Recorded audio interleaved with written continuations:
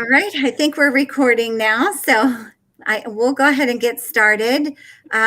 Christine, I'm just going to introduce where everybody will go around and introduce themselves, and then I'll start us off with questions, which will be to ask you to introduce yourself and tell us a little bit about yourself. Awesome. So first, I'm Lisa Netch. I'm the EL administrator in the township. I've been here about 16 years serving our EL students in one way or another. And then I will turn it over to, let's go with Nicole. Hi there. I'm one of the EL district coaches, and this is my third year in Perry. And we've had some wonderful feedback about your book, and we're really excited to learn more and talk with you. So thanks so much. And yeah, I guess I'll go to Julie. I am Julie. I'm the other EL district coach. This is my 18th year in Perry and my first year as a district coach. I'm really excited to be a part of all this. Okay. Then Maria.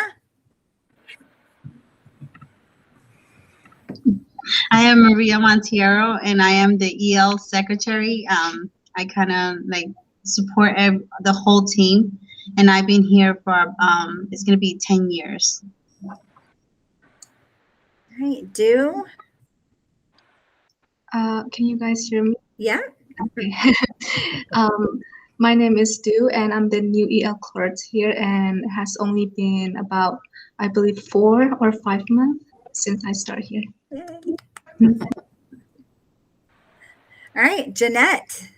Hi, I'm Jeanette Cusio Ermo, and I am one of the EL parent liaison for the district. I help Spanish-speaking families, and this is actually my first month, too. Nice. Wow. K-Jack William is our other parent liaison. He has been in the township serving families for about 15 years.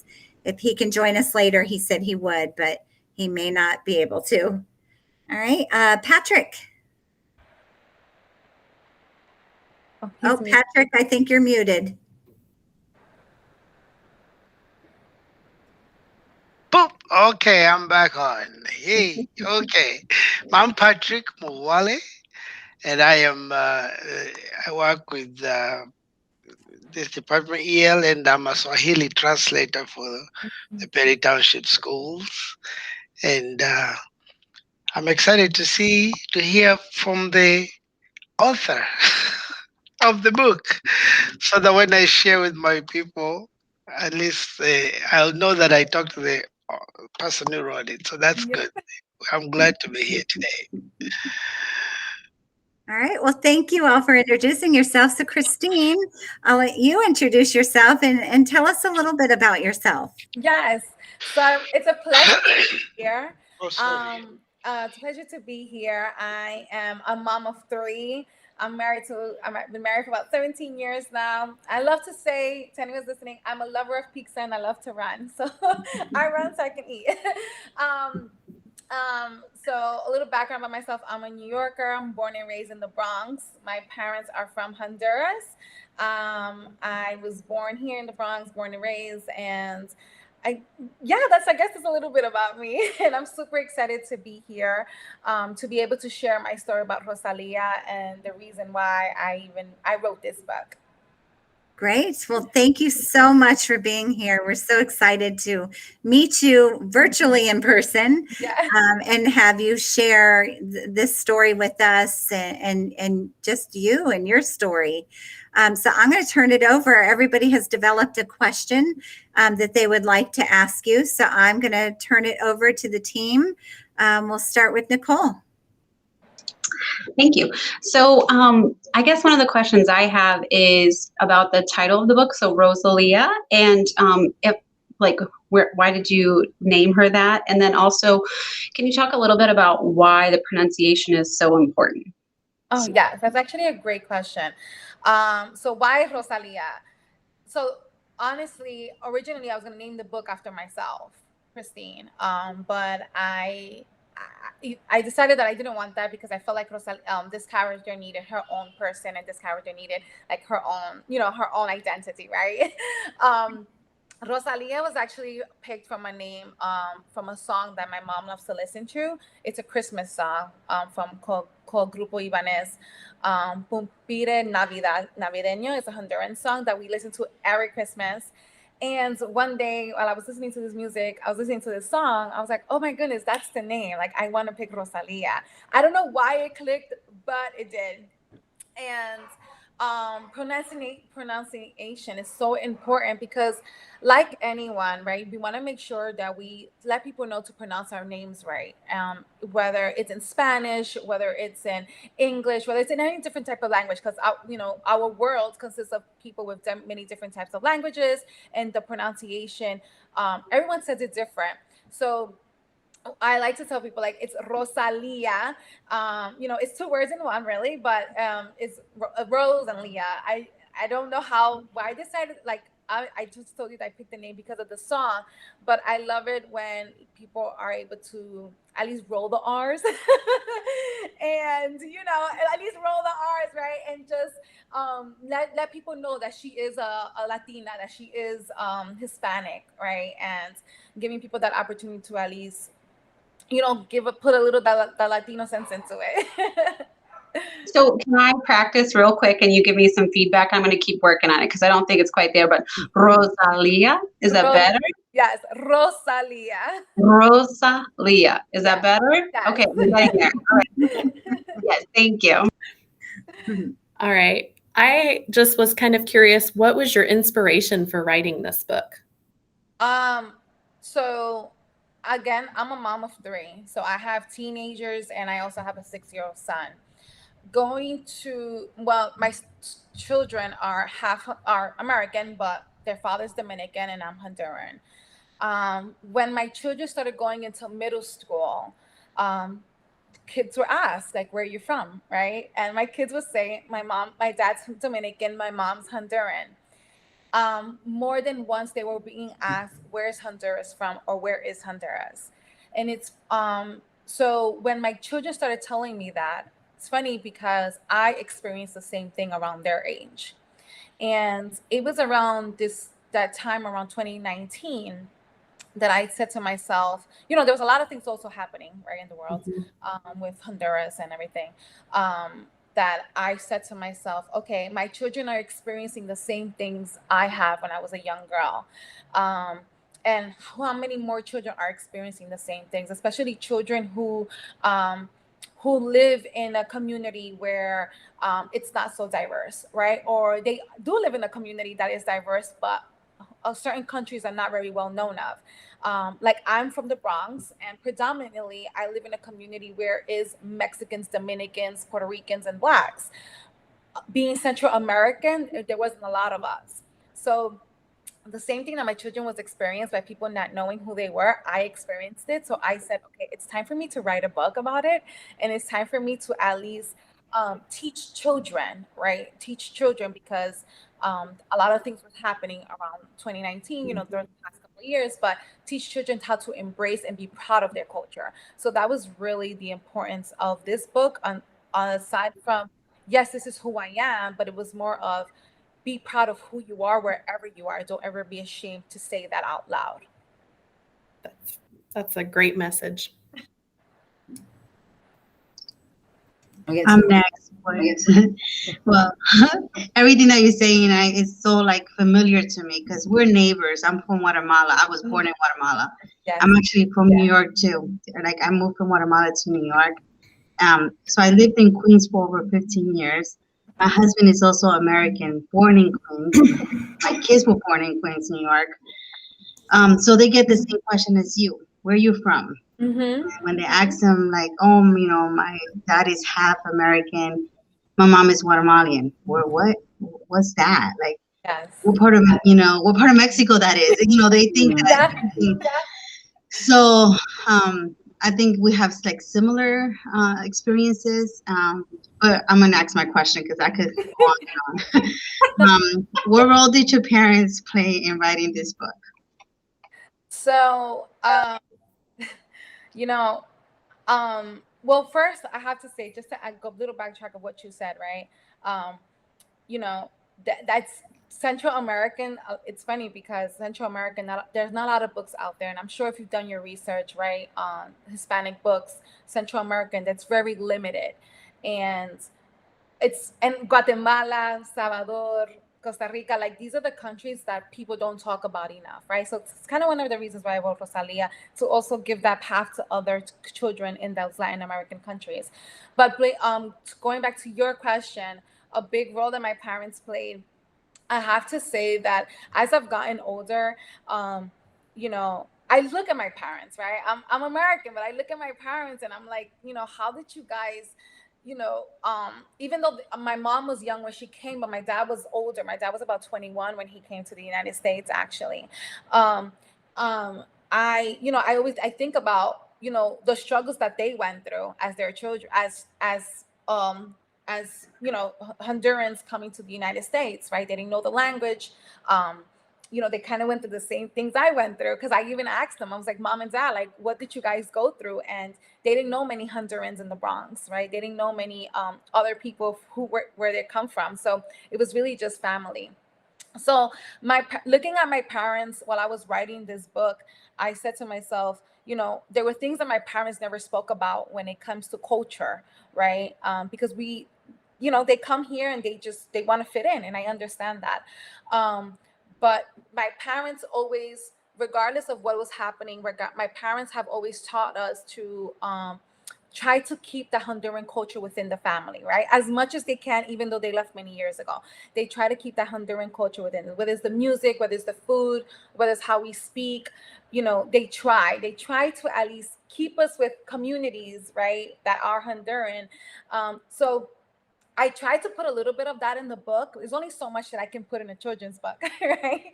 But I try to put that. So, as I was writing my book, I thought about my parents, and I thought about, just like kids are afraid to talk up to others about who they are, adults go through the same thing.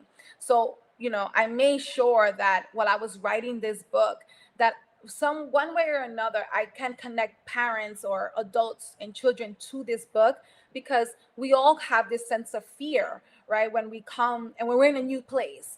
So while my parents didn't really talk much about their culture to other people, I try to at least put in this book as, what they've taught me, to put what they've taught me in this book. So at least people can see the Honduran culture and see that my parents at least try to keep it, keep that identity there, as I'm growing up. So I hope that answers your question. Yeah.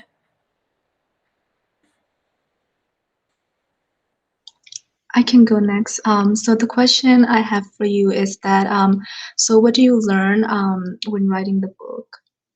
What did I learn? Oof, I learned a lot.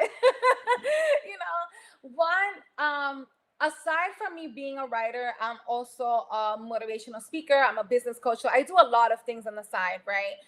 One thing I did learn is that you cannot be afraid of anything. Like, you have to go after this golden dream that you have. And this goes for anyone, right? Adults, children. Like, if you have a dream, if you have a goal, like, just go for it. As a young girl, I've always dreamed. I lived in libraries. I will be honest. I lived in libraries because, again, English being the second language, my mother basically had me live in the library so I can read for the, she's like, you have to read. Like, reading is essential. Like, reading is important. So I used to wonder what it was to be an author. I imagined what it was to be an author, but I never, again, because you don't see people like me being authors, I never thought it can happen. But as I was starting writing this book, I realized that anything is possible. And if you have at least this little goal, right, to at least make a difference, to go out and do it and not be afraid to put yourself out there, because you just don't know who you can inspire in this world, honestly. Because your story, everyone's story here, and everyone who's listening, your story is important. It doesn't matter what stage in life you're in, but your story is important and someone needs to hear it. I guess I'll go next. One thing I like about your book is how simplified you've put it, because sometimes that gets lost in translation, because people think you have to write a book to educate people. I have to write so many and to, but we dealing with, I deal with the Swahili speaking uh, population, and a lot of them are coming from a non-English background. So being given a book that is so difficult to read can be very hard. So I commend you for writing something that is, simplified for people, uh, for kids who would otherwise struggle. Yes. And so, having said that, I was just wondering, what do you think? I know my population that I deal with is not from Honduras or South America or anything else like that. So I just wanted to see what are your thoughts of how this book, because I love my kids to read this book. What do you think they can gain from it?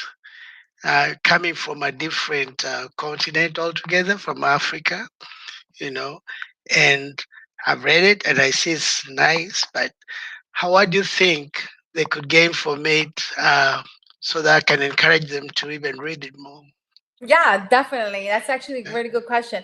For one, starters, we need more Swahili books. So if you can tell your students to write their own stories, Okay. by all means, right? Like we need more books, right? And have these children, right, share their experience. Um, so what can they get out of the book? Especially, if they're coming here, it's really to embrace themselves. While they may not so relate to Rosalia because she's Hispanic and she's from Central American, one way they can relate to her in the sense of that, never be ashamed of who you are, right? Because I think kids go through that. Kids go through that time. Kids go through a moment in their life where, it becomes questionable, right? They're growing up. They're trying to find their own selves, right? They're trying to fit in. And so what I think that your children, children from Swahili can get out of Rosalia is, again, embracing who they are, not being afraid to speak up, right? And tell people where they come from, because more people need to hear from students who are Swahili. More people need to hear those stories, right? Because I'm sure your children have amazing stories that other children, one way or another, may not understand, but they would at least go, oh wow, I learned something new from a student from Swahili. So that's something to think about, right? So I hope when they do read Rosalia, at least they get that courage to talk about their country, that courage to write about it, but not be afraid to share with others who they are, and even teach the language, right? Maybe a word or two, right? And so yeah, I really hope that Rosalia can at least teach that to your students. Thank you. Thank Yeah. you. That's good. I think I go next. Yeah. You talked about early that you really love food. So my question is directed to that. So in your book, you shared a traditional meal, baleadas. Mhm. What are your thoughts about sharing typical meals of a culture through writing in children's books? Oh, wow. So honestly, that was really important for me, specifically in this book. My next book may not have food related stuff, but with this book specifically, because Rosalia is talking about her culture and who she is. I feel that it was really important. It's like, especially when I mentioned like the tortillas, the frijoles, right? Like that was important because when people think about tortillas or frijoles, they only think about one country, and that's really more Mexico. But in reality, like Central American people have that variety of foods, and they eat different. They eat kind of similarities, but it's just we just call it we do something different, right? It's like rice and beans. Dominicans and Puerto Ricans do it so differently. Um, so I felt for me it was really important for children who are reading it, at least when they read the book, they're like, oh wow, like, oh, tortillas, like, yeah, like I want to try that.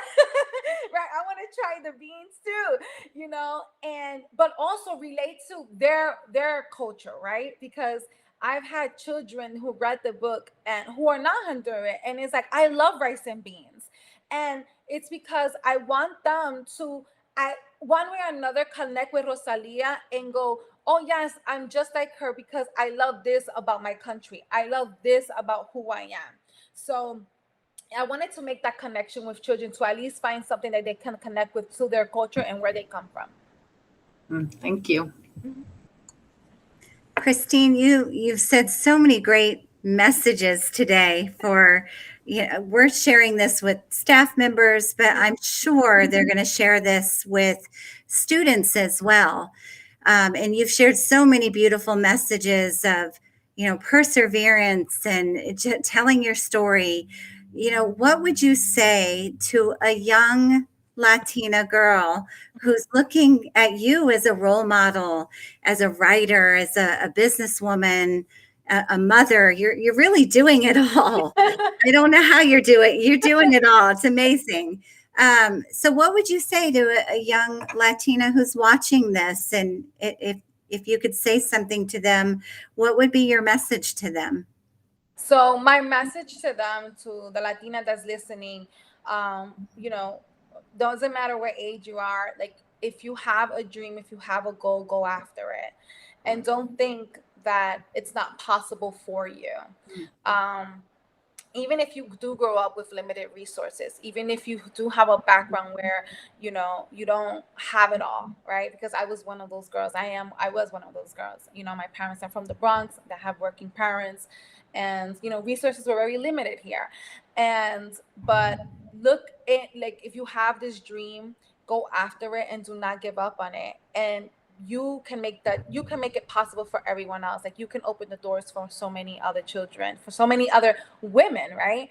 I didn't see many people who looked like me in books. I didn't see many speakers who looked like me. So I started to take that action.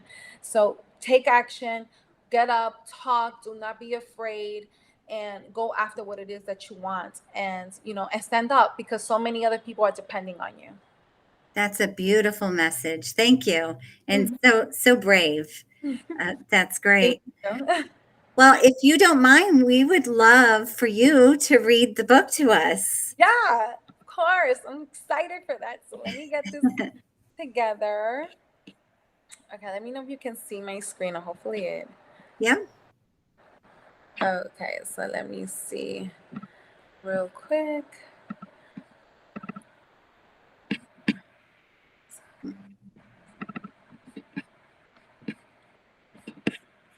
So, can you see the story? Yes. Okay, awesome. Rosalia, the Honduran American. We are all different. Our lives are collages. Be proud of where you come from. Embrace your culture. Rosalia is a young, vibrant girl, very talkative, speaks 2 languages, English and Spanish, and is Honduran American. She enjoys dancing and playing with her family and friends. Her parents were born in Honduras, a Central American country. Honduras has beautiful blue oceans, tall palm trees with various delicious fruits like mangosteen, and sunny, warm weather year-round. Her parents love Honduras, but they were told about a beautiful city called New York and the wonderful life they could have in America. One day, after much thought, they decided to pack their bags and move to New York, 2,000 miles away from Honduras. Rosalia's parents loved everything about New York City. They especially loved its tall buildings such as the Empire State Building and the Twin Towers. They enjoyed taking walks around Central Park, the Botanical Gardens, and the Bronx Zoo. During Christmas, they visited the Rockefeller Center to see the beautiful sparkly Christmas tree and watching ballerinas plie in the ice skating rink. New York became their forever home. Oops, sorry. Okay, just want to make sure I have this right. Okay. Oh, sorry. That's okay. Okay. As the years went by, the family grew. Rosalia became the firstborn, and then came her brother and sister. At home, everyone spoke English and Spanish. Abuelita Maria, who did not speak English, began learning a few words from Rosalia. Rosalia will laugh when Abuelita Maria will pronounce words incorrectly, like pencils instead of pencils. Rosalia attended the neighborhood's elementary school, Claflin Terrace Elementary School. Most of its students were either Hispanic or African American. Rosalia loved her school's diversity and having friends that are from different cultural backgrounds. She felt like she belonged. During recess, she loved playing hopscotch and double dutch rope. Miss Rodriguez, Rosalia's third grade teacher, gives lots of homework and class projects. One day, she assigns a cultural project. This project had to be presented in front of classmates and parents. Rosalia did not enjoy speaking in front of the class. She is very shy and gets nervous when people look at her while she speaks. She feels she will stumble with her words and others will make fun of her. Ms. Rodriguez asked every student the name of the country they would represent. As Ms. Rodriguez gets closer to Rosalia's desk, she immediately answers, Honduras. Joel, the boy sitting next to her, says, what is a Honduras? I've never heard of that country. My family's from Honduras, Rosalia says as everyone is looking at her. Liz says, I thought you were Dominican. And I thought you were Mexican like me, said Rodrigo. Do you speak Spanish, Rosalia? Gabriel asked. Rosalia began looking around the classroom, realizing no one has ever heard of her country, Honduras, which is also part of Latin America. It never occurred to Rosalia that people would not know about Honduras. As she sat in class, listening to everyone yell, Mexico, Spain, Puerto Rico, Dominican Republic, Peru, Argentina, Panama, Guatemala, she began wondering why is it that everyone knew about all these other Latin countries but not of Honduras. As everyone in class had a partner to work with, Rosalia was the only student doing her cultural project alone. She watched friends collaborate with one another to work on their project as a team. She listened to her friends talk to each other about the foods they eat and the music they listen to. She was the only Honduran girl in class and felt no one could relate to her because she was different. She went home with tears running down her red cheeks and asked her parents, why aren't we like everyone else? Why can't we come from a country that someone actually knows? Her father had a puzzled look. Rosalia began explaining to her dad about her class project. Her class not knowing Honduras is a country and everyone thinking she's from someone else. Mija, are you ashamed to be Hondureña? Her dad asked. No, Papa, but why doesn't anyone know we exist? Her mother heard Rosalia crying and said, Rosalia, I'm going to tell you something. There are many countries in this world that we do not know of. Just because people do not know that Honduras is an actual country and that it exists, it does not mean that you should feel embarrassed or even ashamed of your cultural background. Your father and I will always be Honduran, and we will not change who we are because people do not know of us. Rosalia replied, Mom, everyone in class was confused when I said Honduras. I am the only Honduran in my class, and I do not have a partner for my class project. All my friends and classmates get to share and have discussions about their culture with their partner, and I don't. Abuelita Maria was in the kitchen making baleadas, listening to Rosalia talk to her parents. Rosalia, ven para acá, she yelled. Sorry, let me make sure. Okay. Rosalia began walking to the kitchen, and Abuelita Maria instructed Rosalia to roll the dough for the tortillas to the baleadas. Abuelita, I really do not want to do this right now, Rosalia said. I heard you speaking to your parents about what happened in La Escuela today. So I figure we can make your favorite meal, baleadas, because I know you love them. Yes, Abuela, I do. Baleadas is Honduras' main dish and also your favorite. The tortilla, the frijoles, the sour cream, the cheese. This food is part of who you are. It is what makes us different from the rest of the world. Rosalia, you will always have a piece of Honduras within you. You were meant to be different than everyone else. You were meant to be Hondureña.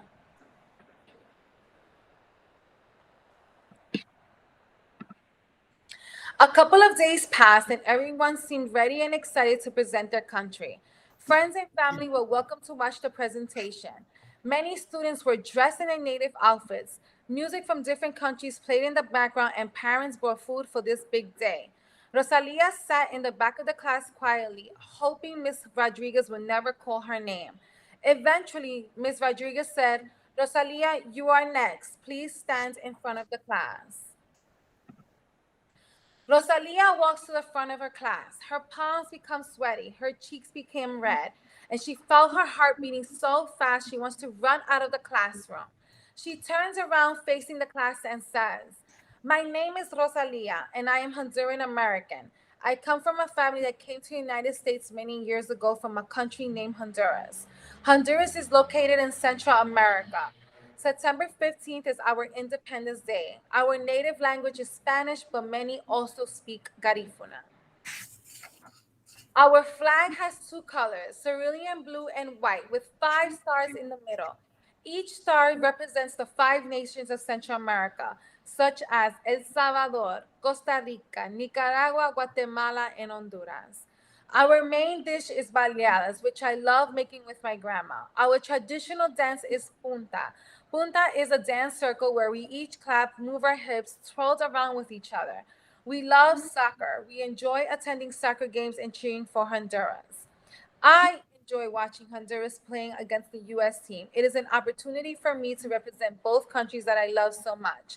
Being Honduran and representing my culture today has taught me it is okay to be different than everyone else. A few days ago, many of my friends never heard of Honduras, and today I had the opportunity to share with you a bit of who I am. And I am proud to be Honduran American. I am proud to represent my country with all of you. Once she was done, Rosalia looked over to her parents who were cheering for her. Her family started serving baleadas to her classmates and families for them to have a taste of Honduras as they played punta. Rosalia, I know it was difficult for you to see everyone share with their friends about their culture, and you had to do this presentation alone. But I want you to know you did an amazing job, and I'm very proud of you today. Today, everyone left knowing something they didn't know before. Thank you for sharing about Honduras, said Ms. Rodriguez. Rosalia turned around, walking towards her parents, and said, "I love who I am. I am proud to be a Honduran American." The end. Thank you. Thank you so much for reading that with us. Just like Rosalia, I can't roll my R's very well either, in Miss Rodriguez's class. My question to you is, now that you've read the book to us and, teachers will be watching this, sharing this with students, and Rosalia had to make a project and do that in her class too. How would you like to see your book used in our classrooms and with students? Yeah, so I hope that when teachers are able to use my book, right, they at least have a culture project, right? I really want that for teachers. I would love if teachers can at least do something of what Ms. Rodriguez did and have a culture project and have students present themselves, right? If they can, maybe have like a little event after, but if not, have students really talk about who they are and what they love about themselves, right? What they love about their culture, right? Is it a game that they love? Is it the food? Is it the language? Like, I hope teachers can at least do more of that. I really think that's important. Personally, I wish I would have seen that more as I was growing up, just so that children can at least understand more of the different cultures in their classroom and get to know students more, right? I really think that's important. So I do hope after writing this book and after reading it to you, teachers can at least take that little piece of doing a cultural project for their students with their students and learn about who they are. I think that's so important. Yeah, that's a great idea. I love that thought. We do have some of our schools that already do that. And one quick story to share with you. One of our elementary schools has a culture night. Nice. they had all the kids make a flag that Mhm. represented their country that meant the most to them. Mhm. And we had a family come through. Then they posted these flags, and pretty big size flags, around the school as they walked through the school that night for the culture night. And we witnessed families coming up and taking their picture Mhm. with their flag. So imagine walking through the school and seeing, the Honduran flag or the Yeah. Mexican flag, and it's on the wall of your child's school. So we had families stop and take their picture with, the flag on the wall, and just thought that was what a message. Yeah. If And we're, it's if we're watching, yes. yes. And it's beautiful to see because I think as a mom, right?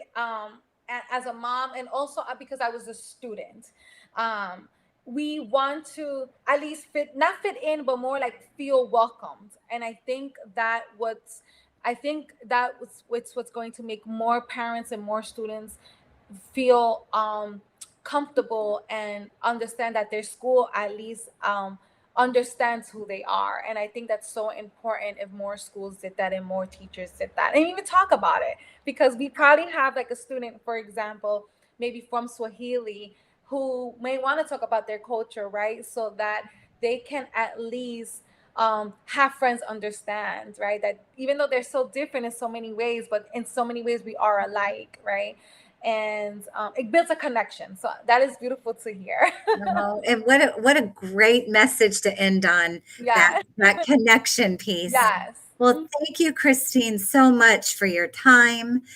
We will certainly share pictures with you Thank of, you. of things that I already have pictures coming in from teachers that are reading the book with the students, and you just see how engaged and how interested they are. Thank So you. I will share those pictures with you, Please and do. I will continue to share our stories with you.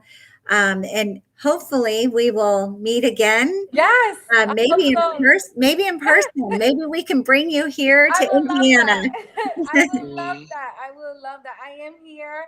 And again, it was an honor to meet everyone here. It's an honor to be part of the school district, And thank you again to all the teachers. Thank It's been a crazy year, but thank you so much, honestly, Yes. and for even supporting Rosalia's story. Well, I thank think you. I think you've given me an idea. When the kids come to me, I don't know what I can talk about. So just while you're reading the book, I can see an African child writing, and they have a lot of adventures. So if they Yes. could just come up with this idea and write something, they have stories to tell. Yes. So Especially, every yeah, child has a story to tell, and I do true. hope, you know, if we can relay this message right to your teachers, have children write their story. I think it's so important. Hmm. We need more children to realize that their story is important, and I Yeah, do hope that we can have more teachers write their story. man. Oh, we'll Thank have you. to share those too, Yeah. Patrick. We'll Yeah. share those with you. Well, please keep us updated on future books. I will. And Mm. we are now fans of Yes. Christine. Thank you. Um, Yay. and so we will keep an eye out for you as an author, and watch for more books. But please keep us updated, and we will continue to support your work. It's great work, and best of luck to you. Thank you. Thank you Thank you. again. All right, Thank you. thank you. Bye. Thanks again. Bye bye. Bye. Thank you. Mm. Okay, I'm stuck.